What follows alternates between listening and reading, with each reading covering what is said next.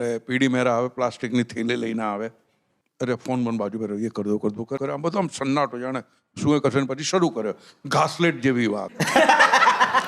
કોઈ વાતમાં દમ ન હોય. પણ જ્યારે એ ક્લાઇમેક્સ ઉપર આવે ને ત્યારે કે ફીરો હીરો આયા હિરોઈન કા એવું, અને પોતે આવેશવાળીનો પોતાના કપડાં ફાડે.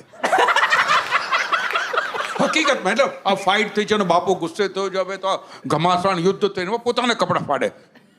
અને પછી આમ હાફીને બેસે એટલે બધા જે સાંભળતા એમને લાગે યાર આ તો ખતરનાક નરેશન કર્યું છે, આનો શ્વાસ ચડી ગયો છે, પંખો થોડો ફાસ્ટ બાસ કરે. પછી કૈસા લગા એમ પૂછે, અરે હા ફસરા કોઈની કહેવાની હિંમત ન કે ઘાસલેટ હતું યાર.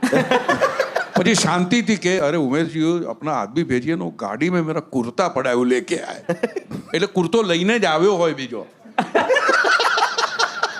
આ આવેશમાં કે ઇન્સ્ટિંક્ટિવલી નથી ફાડ્યો એને, એ તૈયારી સાથે આવેલો.